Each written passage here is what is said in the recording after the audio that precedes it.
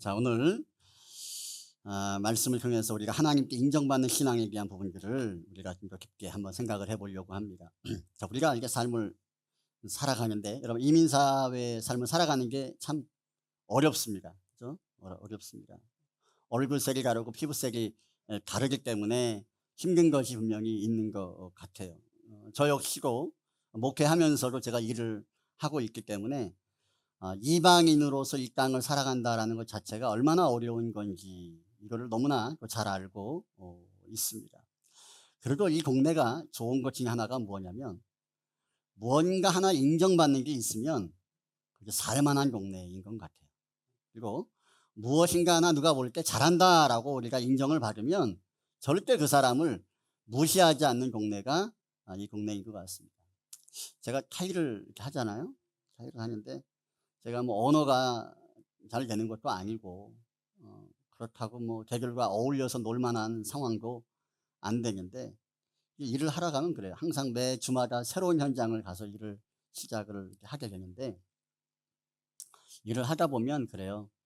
처음 봤으니까 뭐 어서 동양인 사람이 하나 뭐 왔나 보다 뭐 이런 식으로 와서 이제 쭉 봐요. 그리고 나서 일을 끝내고 이제 집에 가서 며칠을 있다 다시 갑니다. 다시 가면 항상 반응이 똑같아요, 대부분이. 그러니 아침에 오자마자 너 이름이 뭐냐고 물어보고, 커피 우린 마실 건데 너 뭐 마실 거냐고 물어보고, 혹시 밥 안 먹고 왔으면 빵도 줄게라고 이야기를 합니다. 그래서 관심을 갖습니다. 근데 관심을 갖는 이유가 딴 게 아니에요. 그 전에 와서 일을 해 놓은 게 있는데 그거를 다 재는 거예요. 재고 맞춰보고 문제가 있는지 없는지를 체크를 해보고 나서 문제가 없다라고 판단이 딱 되면 그때 마음을 확 여는 겁니다. 그때부터는 이제 제가 을이 아니라 갑이 되는 거예요. 내가 원하는 대로, 내가 원하는 방식대로, 내가 보기에 좋은 대로 제안을 하면 거의 다 먹힙니다. 거의 다 먹히고 수용해주고 하는 것들을 보면서 그들의 마음 가운데 무엇이냐면, 쟤는 일을 잘해라고 그 마음에 인정하는 마음이 딱 있으면 다 맡겨버리는 것이 있더라고요. 그래서 아마 제가 일을 재밌게 하거든요. 재밌게 하는 이유 중에 하나가, 일이 힘들지만 그래도 무시 안 당하고 존중받고 인정받고 있다라는 생각이 제 마음 가운데 있으니까 이 일들을 꾸준히 해 나가는 것 같은 생각이 들긴 합니다. 아무튼 우리가 삶을 살아가는 것이 뭐 일뿐만 아니라 우리 삶의 모든 영역에서 누군가에게 인정을 받고 싶은 마음이 아마 다 있을 겁니다. 뭐 이발을 새로 하고 오신 분들이 뭐 그렇습니다. 뭐 화장을 오늘 뭐 이쁘게 하시고 오신 분들도 있잖아요. 왜 그래요? 뭐 이쁘네, 화장빨 잘 받았네, 이 말을 들으면 그 화장값이 아깝지를 않은 거예요. 그러니까 그런 인정받는 즐거움이 우리 삶 가운데 있는 것은 분명히 있다라는 겁니다. 그런데 우리가 사람에게 인정을 받고 칭찬을 받는 것들은요, 시간이 지나가면 다 잊혀지더라라는 겁니다. 여러분, 제가 거울을 보면은 제가 느끼는 게, 이제 나이를 많이 먹었다라는 생각이 많이 들어요. 그래서 이제 화장대 옆에 보면은 애들이 바르다 남은 그 주름 제거제 뭐 이런 것도 있어요. 그러면 심심하면 먼저 찍어 발라요. 근데 발라도 변화가 일어나 안 일어나요? 변화가 안 일어납니다. 그냥 끝난 겁니다. 끝난 거. 근데 저도 10년 전, 20년 전만 해도요, 안 그랬습니다. 안 그랬습니다. 일단 학생 같다, 젊다, 버스 타면 젊다라고, 학생이냐라고 물어본 사람들 수없이 많았습니다. 안 믿을 줄 알았어요. 그럴 때 있었어요. 그런데 이게 그런 그 젊음도 시간이 지나가면 다 끝나더라는 거예요. 뭐 지금 뭐 이쁘고 뭐 괜찮고 그러잖아. 20년만 지나봐, 이쁘단 말 나오나? 응? 건강하다 이 말 들으면 그나마 다행인 거죠. 응?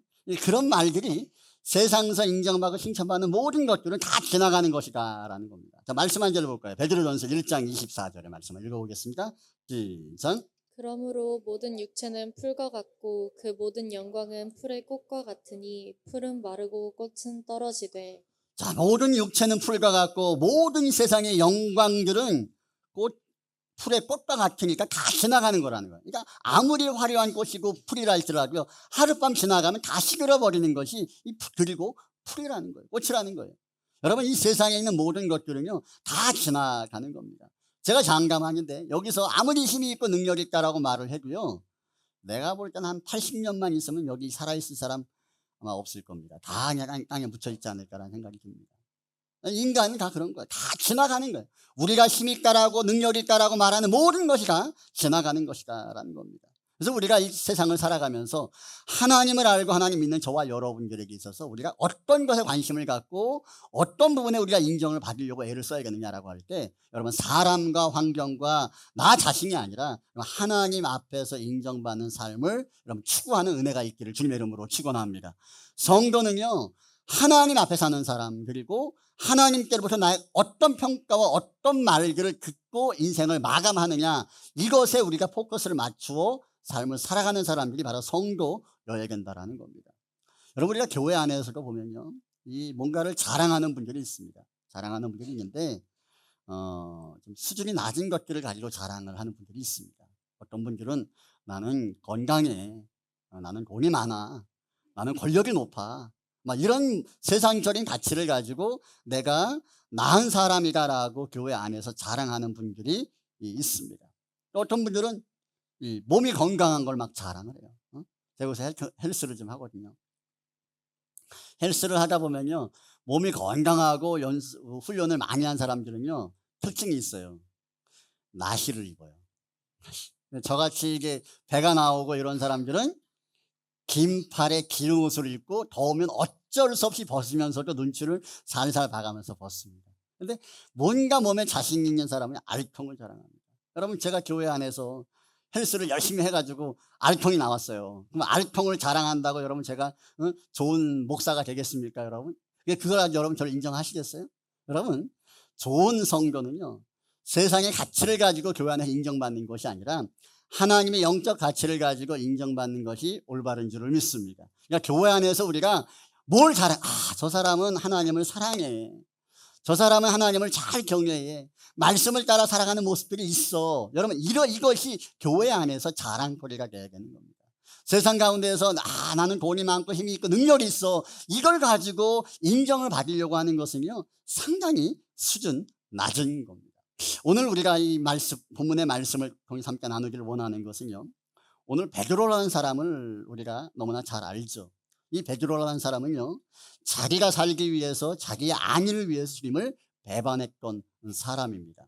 자, 이런 베드로에게 주님께서 찾아오셔서 그에게 다시 한번 기회를 주십니다. 그 기회는 어떤 기회냐면, 네가 나를 사랑하느냐라는 것에 대한 제 질문을 3번씩 베드로에게 주시는 것을 볼 수가 있습니다. 그러면서 베드로를 향한 주님의 마음이 네가 나를 사랑하는구나 라는 것으로 말미암아 주님의 마음이 안심하길 원하고 기뻐하길 원하는 마음이 예수님에게 있었던 것을 우리가 볼 수가 있습니다. 오늘 말씀을 한번 볼까요? 본문 요한복음 21장 17절의 말씀 한번 읽어보겠습니다. 시작. 세 번째 이르시되 요한의 아들 시몬아 내가 나를 사랑하느냐 하시니 주께서 세 번째 내가 나를 사랑하느냐 하심으로 베드로가 근심하여 이르되 주님 모든 것을 아시오매 내가 주님을 사랑하는 줄을 주님께서 아시나이다. 예수께서 이르시되 내 양을 먹이라. 자, 오늘 본문의 말씀을 보니까 이 배경을 좀 말씀드리면, 베드로가 주님을 섬기는 것들, 주님을 믿는 것들 때문에 어려움을 당합니다. 그 어려움의 이유는 주님과 함께 다니면서 수많은 영광과 또 수많은 역사들을 바라보았습니다. 3년 반 동안 많은 것들을 주님께로부터 배웠어요. 그리고 많은 사람들이 예수님을 존경하고 좋아하기 시작합니다. 그리고 실제로 예수님을 왕으로 세우기 위한 움직임들이 일어나게 되어집니다. 이럴 때 예수님 가장 가까이 붙어 있었던 베드로와 12 제자들은 아마 기대감이 컸을 겁니다. 자, 그런데 예수님께서 이 땅 가운데에서 사람들에게 왕이 되고 높아지고 인정을 받는 것에 목적이 있는 것이 아니라 예수님의 목적은 하나님의 뜻을 이루는 것에 목적이 있었어요. 그래서 말씀하시기를 나는 십자가에 매달려 죽을 것이다 라는 부분들을 제자들에게 이야기를 하게 됩니다. 근데 이것이 실제가 될 것이라고 제자들은 그 누구도 생각을 못했습니다. 하나님의 때에 이제 주님께서 고난의 길을 걷기 시작하시죠. 예루살렘에 올라가시면서 고난의 길을 이제 걷기 시작하십니다. 이 과정 속에서 어디까지 갑니까? 결국은 빌라도에 의해서, 사람들의 그림들에 의해서 이 잡혀가는 상황 가운데 벌어지는 겁니다. 이럴 때 주님 옆에 같이 있었던 베드로와 다른 제자들은 주님을 함께 따라가는 것이죠. 따라갈 때 여러 가지 생각들이 그들의 마음 가운데 있었을 겁니다. 그러나 결과적으로는 예수님이 고난받는 광경들을 바라보면서 베드로는 그 자리에서 주님을 3번씩 부인하는 상황을 마주하게 되는 것을 볼 수가 있습니다. 철저하게 나는 예수를 모른다, 예수를 믿지 않는다, 나는 그 사람을 저주한다라고 말하면서 예수님을 배반하는 베드로의 모습을 볼 수가 있습니다. 그 고난과 그 배반과 그 말들을 주님은 들으시면서 십자가에서 운명하시게 됩니다. 모든 사람들이 주님을 따랐던 모든 이들이 이제 끝났다라고 생각을 하고 이제 각기 자기 고향으로 돌아가기 시작합니다. 주님을 섬겼던 3년 반 동안 따랐던 베드로와 다른 제자들 역시도 고향으로 자기 이전의 직업을 찾아서 나아가게 됩니다. 자, 그때에 주님께서 사망 권세를 깨뜨리시고 부활하셨습니다. 부활하신 주님께서 오늘 베드로를 찾아오셔서 그에게 말씀하시는 내용입니다. 아마 저와 여러분이 예수님이었다라고 한다면 이 나를 배반한 이 베드로를 바라보면서 아마 몇 개 줘 박으면서 이야기를 아마 시작했을 법도 합니다. 그런데 이 베드로에게 주님이 하시는 말씀은 다짜고짜 밑도 끝도 없이 말씀을 하십니다. 네가 나를 사랑하느냐라고 물으십니다. 불과 며칠 전에 주님을 배반했고 그 앞에서 침뱉했던 베드로였는데 그 베드로를 주님이 찾아오셔서 하시는 말씀이 차라리 책망을 하고 차라리 화를 내면 내 마음이 좀 덜 홀가분할 텐데 덜 무거울 텐데 주님이 하시는 말씀이 네가 나를 사랑하느냐라는 물음을 주님이 3번씩 이 베드로에게 주시는 겁니다. 이때 이 베드로가 별별 생각이 많았을 겁니다. 이 질문들 앞에 베드로가 어렵게 꺼낸 이야기가 무엇이냐면 따라합니다. 내가 주님을 사랑합니다. 이 대답을 주님에게 하는 것을 볼 수가 있습니다. 이 어려운 질문, 여러분 우리가 삶을 살면서 어려운 질문이 있잖아요. 어려운 질문. 그러니까 뭐 가장 어려운 질문들이 바로 이와 같은 질문들이에요. 내가 누군가를 사랑하는데 사랑하는 행동이 사랑하는 것과 달라. 그리고 나서 나에게 또 물어요. 네가 나를 사랑하느냐라고 물었을 때 사랑하는 행동을 하지 않았음에도 불구하고 않았던 나에게 사랑하느냐라고 물었을 때 그것에게 내가 사랑한다라고 말하는 것은 참 자기 양심 가운데 맞지 않는 이런 애매한 질문과 답이 될 수밖에 없다라는 겁니다. 이 베드로가 예수님께 받은 질문이 바로 그러했던 겁니다. 그런 어려운 질문을 주님은 베드로에게 3번씩 연거푸 물으시는 거예요. 그 이유는 뭘까요? 베드로도 양심이 있거든요. 내가 주님을 배반한 걸 알거든요. 그렇지만 사람이 본의 아니게 주님의 마음을 아프게 하고 때로는 우리가 본의 아니게 뜻하지 않게 상황에 의해서 하나님의 뜻을 거스르는 삶을 살아가는 모습이 우리 가운데 있는 것처럼 베드로 역시도 주님을 사랑하는 마음이 있으나 자신 앞에 다가와지는 환경과 이 사건들이 너무나 거대하고 크고 감당할 수 없다라는 생각들 때문에 주님을 배반한 것이 아닌가라는 이런 생각과 기대감이 예수님에게 남아 있었기 때문에 그럼에도 불구하고 배반했으나 그럼에도 불구하고 주님을 사랑하는 마음이 그에게 있지 않았을까라는 생각이 주님에게 있었기 때문에 이 질문들을 베드로에게 주셨다라고 저는 생각이 됩니다. 오늘 우리가 하나님의 말씀을 듣고 예배로 나아갈 때마다 하나님이 우리 가운데 늘 주시는 물음이 있습니다. 그 물음 중 하나가 무엇이냐면 네가 나를 경외하느냐, 네가 나를 사랑하느냐라는 질문 앞에 우리는 항상 숨이 막힐 때가 있습니다. 왜냐하면 지난 일주일간의 우리의 삶을 돌아보면 하나님을 사랑하는 것과 정반대의 삶을 우리가 살아낼 때가 너무나 많았기 때문에 그렇습니다. 그럼에도 불구하고 하나님이 우리들을 향하여 책망하기보다는 우리에게 은혜를 주시면서 우리들을 하나님을 향한 우리의 마음을 떠보십니다. 그럴 때마다 우리 안에 나와지는 고백이 뭡니까? 그래도 주님을 사랑합니다 라는 이 대답이 우리가 할 수 있는 최선이다라는 것을 우리는 생각하게 됩니다. 여러분 하나님께서는요 오늘 예배하는 저와 여러분들에게 있어서 무엇인가 어떤 행위와 노력과 최고의 것들을 받기를 원하시는 것들보다 우리의 마음의 중심이 우리의 입술과 삶을 통하여 고백되는 그것을 하나님은 기뻐하시는 줄을 믿습니다. 여러분 오늘 하나님은 중심을 보시고 항상 그 사람을 인정을 합니다. 사람은 외적인 것들을 보고 그 사람을 평가를 하죠. 그러나 하나님은 우리의 마음을 보시고 우리의 중심을 보시고 그 사람을 인정하는 것이 하나님에게 있다라는 겁니다. 사무엘상 16장 7절의 말씀에서 보면 하나님이 하시는 말씀이 있어요. 한번 읽어보겠습니다. 시작. 여호와께서 사무엘에게 이르시되 그 용모와 신장을 보지 말라. 내가 이미 그를 버렸노라. 나의 보는 것은 사람과 같지 아니하니 사람은 외모를 보거니와 나 여호와는 중심을 보느니라. 자, 이게 누구에게 말씀이냐면 이스라엘의 첫째 왕이었던 사울에 대한 이야기입니다. 모든 사람들은 사울이 잘나고 능력이 있기 때문에 하나님이 그를 왕으로 세웠다라고 믿었습니다. 그러나 외적인 것과는 상관없이 하나님이 사울을 왕으로 세우신 것은 그가 성령 충만하고 하나님을 사랑하는 마음이 그에게 분명히 있었습니다.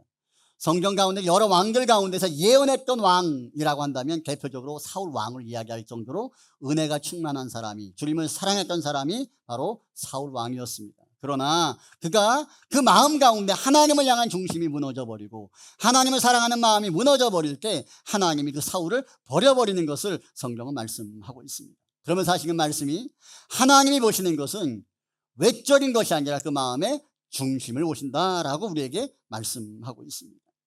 우리가 뭘 하든지 간에 저와 여러분들이 무엇을 하든지 간에 중심을 드리는 훈련이 저와 여러분 가운데 있어지기를 축원합니다. 뭘 하든지 간에 마음을 드리는 것이 있어야 돼요. 마음을 드리는 것이 있어야 돼요. 사람을 대할 때도 우리가 마음을 드는 것 참 중요한 것. 제가 운동을 하는데 운동을 할 때도요. 마음을 가지고 운동을 하는 거하고 그냥 한 시간만 시간 때운다라고 생각하고 운동하는 완전 달라요. 요즘 핸드폰이 많이 보잖아요. 운동을 하다 보면 보통 이제 한 3세트, 4세트를 보통 하거든요. 한 종목을 할 때마다. 다 해보셨죠? 틀리면 틀리라고 이야기를 해요. 저도 이제 한 달밖에 안 됐기 때문에.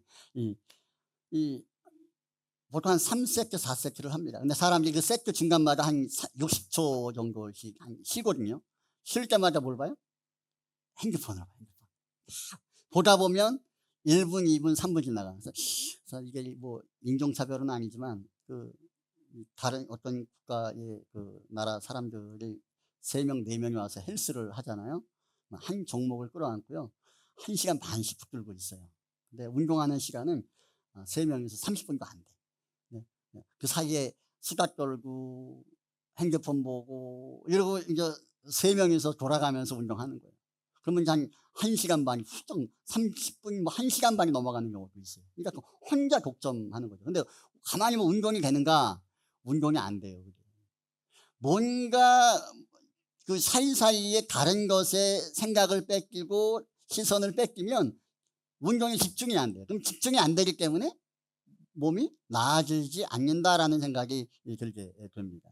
여러분, 그래서 저도 핸드폰을 중간에 봤는데 이걸 보다 보니까 자꾸 길어져. 그래서 이거를 내려놓고 이제 운동을 하는데 열심히 해도 1시간을 해도 시간이 좀 빠삭하다라는 생각이 들어요. 근데 운동을 다른 것에 생각을 빼앗기면서 했던 때보다 그걸 내려놓고 집중해서 하니까 훨씬 더 나아진다라는 생각은 들어요. 여러분, 우리가 삶도 그러한 것처럼 우리가 하나님을 향하여 나아가는 것도 마찬가지랍니다. 뭔가 하나를 해도요, 그냥 하는 게 아니라 집중하는 거예요. 마음을 드리는 거예요. 오늘 예배하러 왔잖아요. 우리 예배 드리러 왔잖아요. 예배 드리러 올 때도 어차피 왔으니까 우리가 요 시간을 우리가 집중하는 거예요. 마음을 담아 드리는 거예요.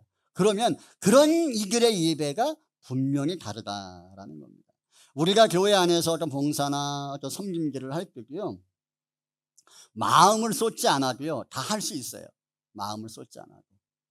뭐 설거지하고 뭐 청소하고 뭐 교회 뭐 영혼들을 섬기는 일들도요, 마음을 주지 않아도 다 할 수 있어요. 근데 다 마음을 주지 않고 일을 해도 사람들은 너 잘한다라고 이야기를 해요. 교회 안에서 열심히 한다라고 이야기를 합니다.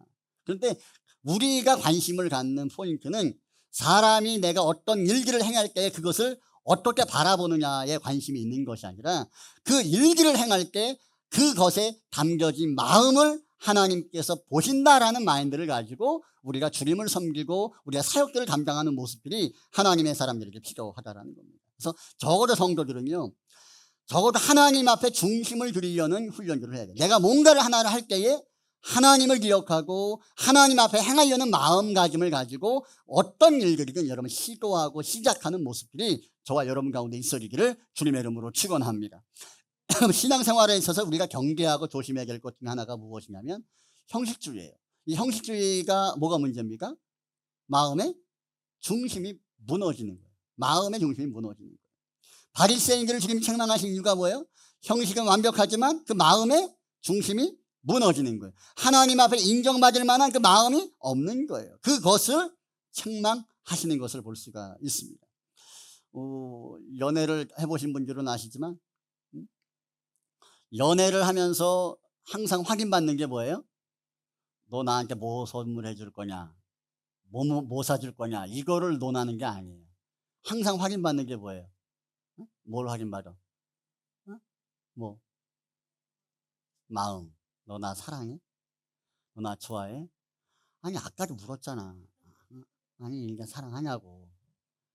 아니 아까도 사랑한다고. 이거 뭐 안 사랑하네. 이러면서 또 삐지는 거예요. 항상 사람과 사람 사이에 뭘 확인하는 거예요? 마음을 확인하는 거예요. 하나님께서도 우리에게 뭘 확인하는 게 뭐예요? 우리의 마음을 확인. 예배 일주일에 한 번씩, 일주일에 3번씩 매일 드리는 거예요, 우리가. 그래서 예배 드리는 거, 너 나왔구나, 예배했구나, 이걸 보는 게 아니라 예배하러 나올 때 우리의 마음을 하나님이 보시는 거예요. 야, 네가 나를 사랑하는구나. 오늘 베드로를 보면요. 주님이 베드로가 주님을 배반한 것은 알아요, 몰라요? 배반당한 당사자가 주님이에요. 베드로가 주님을 적나라하게 배반한 걸 주님도 너무나 잘 알아. 근데 거기에다가 뭘 물어요? 네가 나를 사랑하느냐라고 묻는 거예요. 그 물음 앞에 베드로는 대답을 또 기가 막히게 합니다. 사랑합니다. 정말 사랑하느냐? 근심하다가 주님이 아시지 않을까요? 정말 나를 사랑하느냐? 주님이 아실 것 같은데? 이러면서 고백을 하는 거예요. 그 마음을 주님께서 받으시는 거예요. 무엇을 잘못했느냐를 보시는 것이 아니라 연약한 것도 알고 네가 나를 배반할 것도 알고 죄를 지을 것도 알고 말씀을 어길 것도 알지만 네가 나를 그럼에도 불구하고 사랑하는 마음이 있느냐라는 그 마음의 한 고백을 항상 우리들에게 받기를 원하신다는 겁니다. 여러분 분분초초마다 우리가 우리의 삶이 완벽하지 않을 수 있으나 하나님을 향하여 우리의 마음을 우리의 중심을 고백하는 은혜가 있기를 주님의 이름으로 축원합니다. 예배하러 올 때마다 우리 교회 엎기면서 뭐예요? 교회 오자마자 여러분 무슨 기도합니까? 무슨 기도해요? 교회 오자마자 나는 회개부터 나오더라고. 잘못했습니다. 용서해 주세요.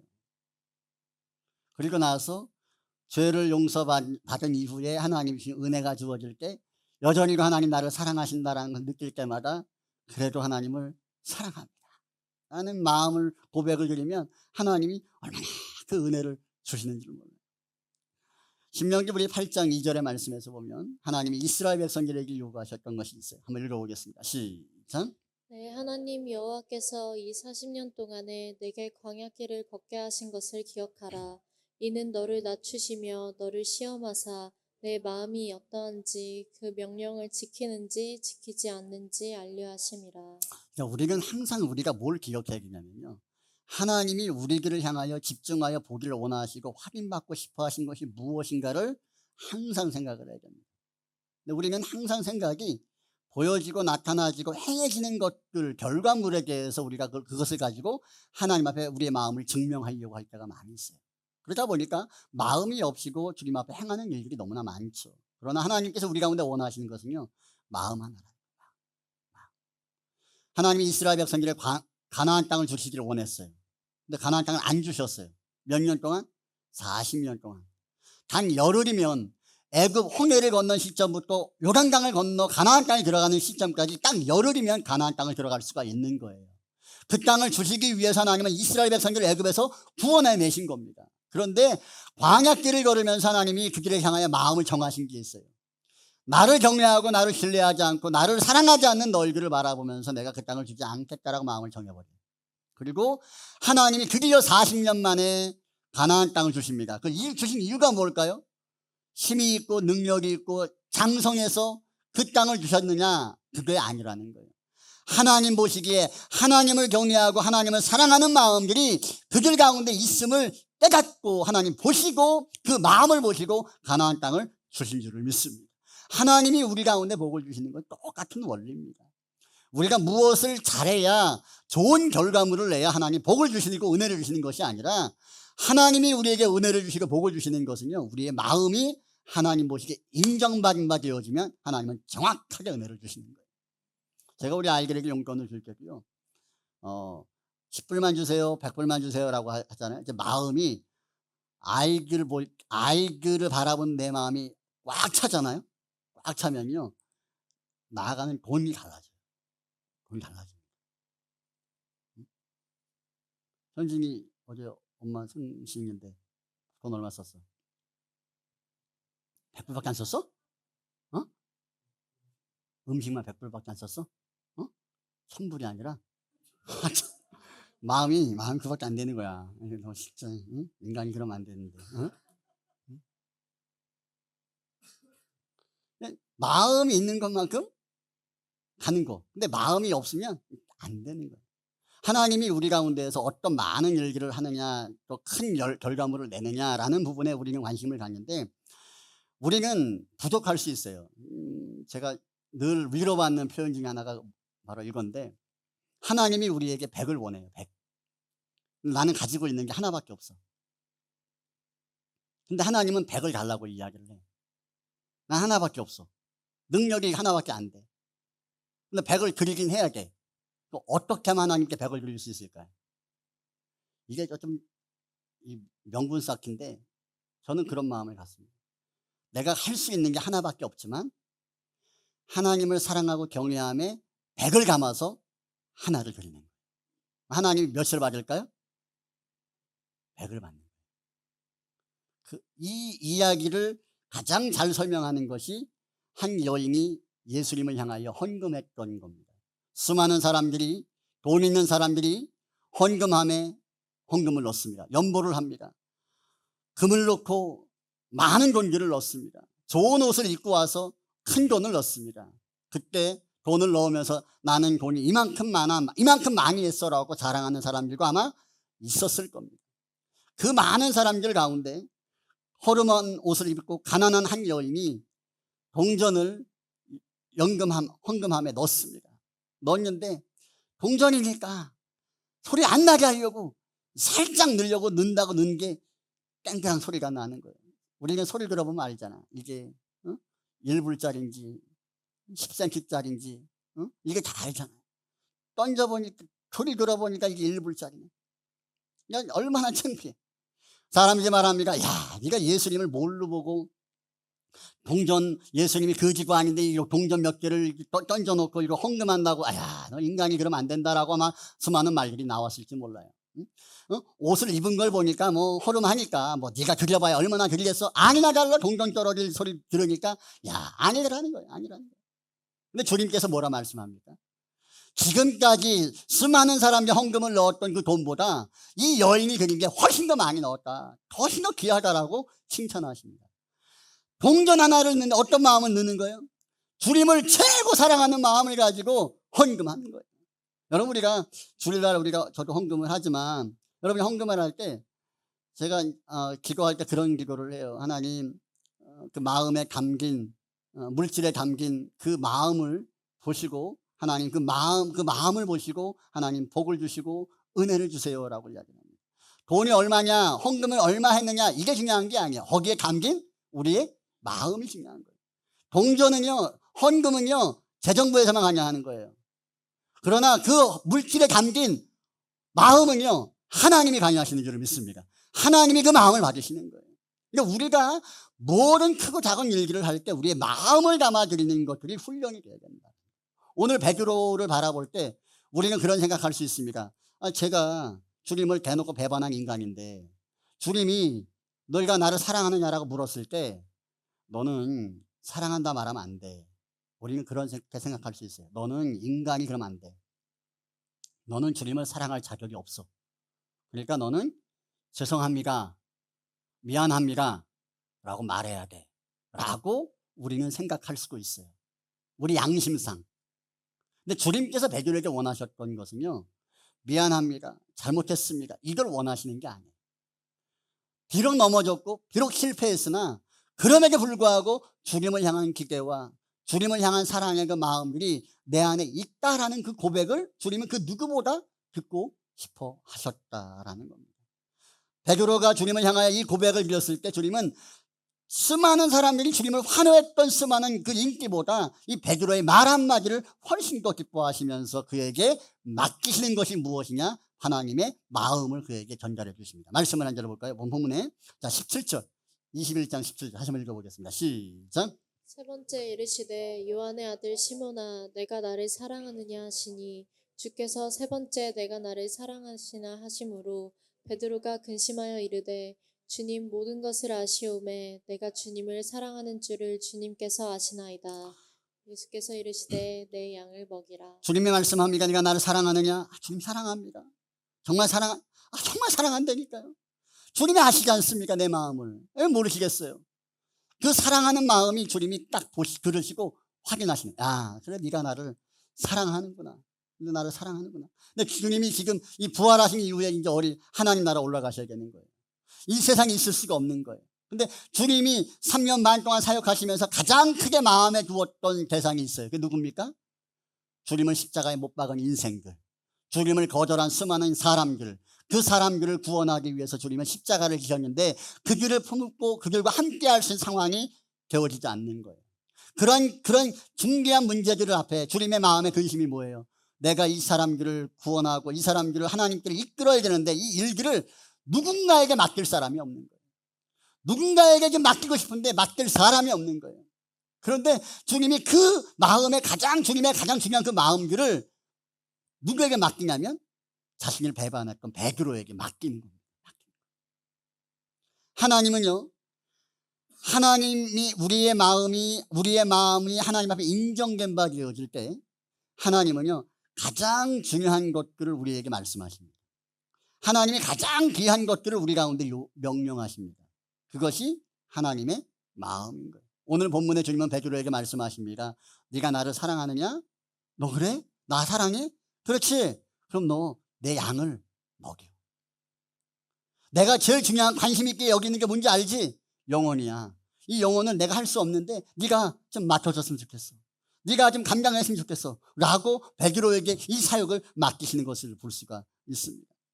우리는 이 세상을 살면서도요 가장 믿을 만하고 가장 신뢰할 만한 사람에게 우리는 우리의 속마음을 이야기를 합니다. 여러분들은 저한테 속마음 이야기 하십니까? 왜요? 인정된 바 되지 않는 거예요. 저는 여러분들에게 속마음을 이야기할까요? 이야기 안 합니다. 여러분들이고 저한테 인정된 바 되지 못한 거예요. 근데 뭐 어느 선을 가지고 가야죠. 우리끼리는 뭐 다 까놓고 가면 너무 힘들잖아요. 여러분 하나님은요 자신의 속마음 가장 깊은 곳에 가장 중요한 마음들을요 누구에게 내려놓기 오픈하기를 원하시냐면요 하나님을 사랑하는 것에 인정된 그 사람들에게 자신의 마음을 항상 내려놓기를 원하신다. 저희가 사역을 하고 목회를 하는 그 출발점도 가만히 보면요 주님을 딱 만나고 인격적으로 주님을 만난 다음에 주님을 사랑하는 마음이 너무나 커요. 너무나 커요. 그러니까 집안의 반대가 눈에 보이는 현실인데 그것을 충분히 이겨낼 만큼 주님을 사랑하는 마음이 컸어요. 그러니까 서원을 하고 신학을 하고 목회를 하는 저의 모습을 봅니다. 그러면서 그 일기를 하게 된, 이 사역들을 하게 된 이유가 무엇이냐면 하나님께서 은혜를 딱 받고 은혜를 주시고 주님을 만난 제 심령 가운데 하나님이 간절히 원하시는 하나를 이야기를 하시더라고요. 네가 만난 그 예수 그리스도를 너를 통해서 내가 누군가에게 나타내 보이기를 원하신다라는 그 마음을 하나님 주셨을 때 생각도 안 하고 그냥 아멘하고 그 길을 가는 거예요. 하나님의 마음이 어떤 마음인가를 하나님이 내 마음을 받으셨을 때 하나님이 가장 중요하게 여기는 것들을 제 마음 가운데 부어주셨던 것을 봅니다. 여러분 하나님은요 지금 이 시대 가운데에서 가장 우리 가운데 요구하시고 원하시는 마음이 뭔지 아십니까? 여러분, 우리가 하나님을 향한 사랑과 그 마음을 그려보지 못한 사람들은요, 인정받지 못하는 사람들은요, 하나님의 마음을 몰라요. 하나님의 마음은 어떤 사람이냐면 하나님을 사랑하는 이들만 그 마음을 알아요. 하나님이 오늘 말씀에서 베드로가 주님을 사랑한다라고 말했을 때에 그 주님을 향한 사랑이 인정된 바 되었을 때에 주님께서 베드로에게 맡기신 것이 뭐예요? 영혼이라. 따라합니다. 내 양을 먹이라. 내 양을 먹이라는 거예요. 여러분, 교회 공동체가 지난주에 우리 설교하면서 예배에 대한 설교를 나눴습니다. 여러분, 예배의 정점을 찍었을 때에, 예배의 은혜의 정점을 찍었을 때에 하나님이 주시는 마음이 뭔지 아십니까? 영혼을 향한 마음. 뭘 주세요, 잘 되기를 원합니다, 이게 아니라 하나님과의 친밀한 만남과 은혜의 정점을 찍고 사랑의 정점을 찍었을 때에 하나님이 우리 가운데 주시는 가장 큰 마음이 무엇이냐면 영혼을 품게 하십니다. 영혼을. 그래서 우리가 한국교회도 마찬가지지만 예배가 활성화되고 예배가 살아있을 때에 가장 많은 선교가 일어나는 거예요. 근데 지금 선교가 안 일어나요. 전도가 안 일어나요. 왜 그럴까요? 여러 가지 이유가. 아무리 교회에서 전도하자 선교하자라고 이야기를 해도요, 씨알이 안 맥혀요. 하나님을 향한 사랑의 마음과 예배의 정점을 찍지 못하고 있기 때문에, 은혜의 감격이 없기 때문에 하나님의 마음을 몰라요. 그 마음을 알아야 움직일 수 있는 거거든요. 오늘 먼저는 저와 여러분들 가운데 하나님을 사랑하는 마음들이 회복되기를 주님의 이름으로 축원합니다. 예배로 나아갈 때마다 하나님을 향한 마음을 알고 하나님을 향한 사랑을 고백하는 고백이 진심이 되어질 때에 그 예배 속에서 하나님 우리 주시는 마음들, 하나님의 마음들, 내가 이 세상을 살아가는 이유가 내가 먹고 사는 것들을 위해 삶을 살아가는 것이 아니라 내가 그토록 사랑하는 주님께서 나에게 원하시고 명령하시고 원하시는 그 일들을 향해 나아가리라라는 목적을 가지고 삶을 살아가는 것, 이것이 성도의 삶이어야 된다는 것입니다. 여러분이 주님을 섬기면서 여러분의 마음들 가운데 하나님의 마음을 알고 그 마음 때문에 울어보신 적이 있어요? 주님이 하고 싶어 하시고 원하시는 그 일들을 위해서 내가 역량이 안 되고 능력이 안 돼서 하나님 난 이거밖에 안 됩니다, 안타까운 마음을 가지고 그 주님의 일들을 바라보시면서 울어보시고 기도해 보신 적이 있냐는. 오늘 베드로는요, 주님을 향한 사랑을 고백한 그 심령 가운데 하나님의 마음을 부어주셨어요. 그 주님의 마음에 어떤 마음? 영혼들을 섬기는 거예요. 영혼들을 구원하는 거예요. 주님의 양들을 먹이는 거예요. 그 일들을 위해서 베드로는 어떤 일을 행했습니까? 사방팔방으로 나가 복음을 전하는 겁니다. 복음을 전하다가 십자가에 거꾸로 매달려 순교하기를 거절하지 아니하고 배반하지 아니하고 그 길을 걸어갔던 베드로의 모습을 우리는 역사를 통하여 알 수가 있습니다. 영혼을 품을 수 있는 마음을 하나님이 누구에게 주시느냐? 하나님의 은혜와 그 사랑 가운데 정점 가운데 있는 이들에게 주시는 거예요. 어찌 보면 우리 청년들이 몇 명 되지 않지만 이들의 마음 가운데 주님을 사랑하는 게 있어요. 그 마음들을 통해서 하나님은 일하실 줄을 믿습니다. 오늘 우리들 가운데 연약하고 부족한 게 있죠. 그러나 오늘 예배는 저와 완벽하지 않죠. 온전하지 않죠. 그러나 우리에게도 부족하지만 주님을 사랑하는 마음이 저와 여러분 가운데 있기에 이 시간 예배하는 줄을 믿습니다. 오늘 그 마음과 그 고백들이 우리 입술과 삶을 통하여 계속적으로 증명되고 나타나지는 은혜가 있기를 주님의 이름으로 축원합니다. 오늘도 우리가 이 세상을 살아가는 이유가 내가 잘 먹고 잘 살기 위해서 우리가 이 세상을 살아가는 것이 아니라, 성도가 이 세상을 살아가는 이유는요, 나를 구원하시고 나를 사랑하시는 그 하나님의 그 마음을 시원케 해드리기 위해서 이 세상을 살아가는 것이 성도의 모습입니다. 교회가 왜 존재해야 됩니까? 우리끼리 잘 먹고 잘 살고 잘 재밌게 놀라고 교회가 존재하는 게 아닙니다. 피로 값지고 교회를 세우신 이유는요, 지금도 하나님의 마음을 이 교회 가운데 부어주셔서 이 교회를 통하여 하나님의 마음을 시원케 하고 영혼들을 구원하는 사역들을 위해서 하나님 우리 교회를 세우시고 우리 한 사람 한 사람을 불러 모으신 줄을 믿습니다. 이것에 대한 관심이 없고 이것에 대한 생각이 관념이 없다라고 한다면 우리가 하나님 앞에서 우리의 예배의 정점을 찍고 은혜의 정점을 찍는 가운데에서 주님의 그 마음들이 우리 가운데 회복되는 은혜가 있기를 주님의 이름으로 축원합니다. 이것이 되어져야 이것이 건강한 교회고 이것이 아름다운 교회가 되는 것이죠. 세상이 볼 때 교회는 이러해야 돼라고 말하는 그 기준에 맞추어 교회가 세워져 가는 것이 아니라 하나님이 원하시는 것이 무엇인가를 생각하고 거기에 초점을 맞추어 삶을 살아가는 것, 교회를 세워가는 것, 이것이 교회인 줄을 믿습니다. 교회가 세워지고 부흥되어질 때에 하나님께서 이 교회를 통하여 선한, 더 많은 구원을 이루어가는 선한 일들이 나타나기를 소망합니다. 교회의 중심은 목사가 아니라 여러분 한 사람 한 사람입니다. 여러분이 교회의 주인이고 하나님이 우리 한 사람 한 사람을 교회 가운데 불러주셔서 우리들을 통해서 주님을 사랑하는 자들의 고백들을 통해서 하나님은 하나님의 마음을 시원케 하기를 원하시고 우리는 그 일을 위하여 오늘 이 자리에 부름받은 하나님의 사람들인 줄을 믿습니다. 거룩한 목적과 거룩한 오름을 향하여 우리의 삶이 나아져가고 우리의 교회가 세워져가는 그냥 공동체가 되어지기를 다시 한번 주님의 이름으로 축원합니다. 우리 시간 한번 합심해서 한번 기도하겠습니다.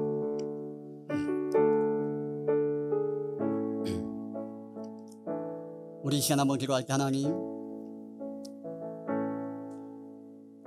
내가 사람들에게 어떻게 인정받느냐, 어떻게 보여지느냐, 이거 다 지나가는 겁니다.